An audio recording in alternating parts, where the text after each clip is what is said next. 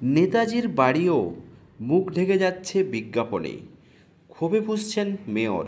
কবি শঙ্খ ঘোষ একদিন লিখেছিলেন, মুখ ঢেকে যায় বিজ্ঞাপনে। কিন্তু এখানে দেখা গেল এলগিন রোডের বাড়ির আবেগে নেতাজি সুভাষচন্দ্র বসুর বাড়ির সামনে বেশ কিছু অংশ হোর্ডিং বোর্ড এবং বিজ্ঞাপনে ঢেকে গিয়েছে। তা নিয়েই চাপানোতর শুরু হতেই রীতিমতো ক্ষোভ প্রকাশ করতে দেখা যায় কলকাতার মেয়র ফিরহাদ হাকিমকে। দ্রুত ওই সব হোর্ডিং সরিয়ে ফেলতে বললেন। ক্ষোভের সঙ্গেই বললেন, কলকাতার ঐতিহ্যশালী বাড়িগুলিকে হোর্ডিং বোর্ড দিয়ে ঢেকে ফেলা যেন একটা সংস্কৃতিতে পরিণত হয়েছে। নেতাজি সুভাষচন্দ্র বসুর বাড়ির সামনে যেভাবে বিজ্ঞাপনের বোর্ড লাগানো হয়েছে তা অন্যায়।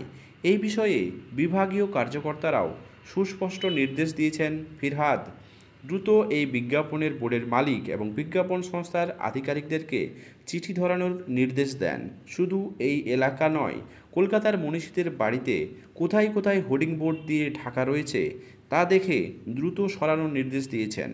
এদিকে এলগিন রোডে নেতাজি সুভাষচন্দ্র বসুর বাড়ির সামনে দেখা গেল অস্থায়ী হোর্ডিং থাকলেও বেশি রয়েছে কলকাতার পুরসভার অনুমোদিত স্থায়ী হোর্ডিং বোর্ড এবং LED board. Firhad talk to mayor বিষয়টি নিয়ে সরব হতেই কলকাতার পুরসভার কর্মীরা নেতাজি সুভাষচন্দ্র বসুর বাড়ির সামনেই পৌঁছে যান। কিন্তু কলকাতা পুরসভার যেখানে টেন্ডার নিয়ে এই হোর্ডিং বোর্ড বসানোর অনুমতি দিয়েছে, সেখানে কিভাবে ওই হোর্ডিংগুলোকে সরাবে?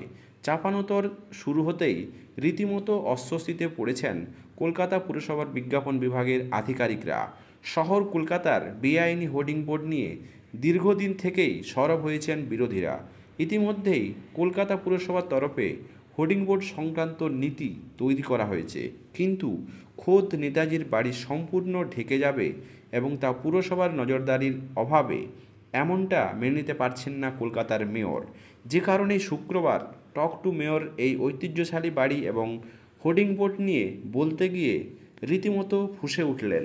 তবে কতদিন এই স্থায়ী পরিকাঠামোগুলিকে এলগিন রোডের নেতাজির বাড়ির সামনে থেকে সরানো যাবে, সেটা নিয়ে প্রশ্ন রয়েছে পুরসভার অন্দরমহলে। এখন দেখার বিষয়, জল এখন কোন দিকে গড়ায়।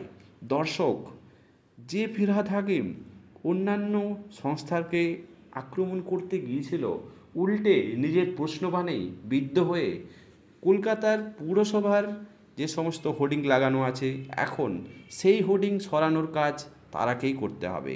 দর্শক, ফিরহাদ হাকিমের এই ধরনের আক্রমণ ঠিক কতখানি যথোপযুক্ত, অবশ্যই আপনার মূল্যবান মন্তব্য কমেন্ট বক্সে কমেন্ট করবেন। চ্যানেলে নতুন হলে সাবস্ক্রাইব করে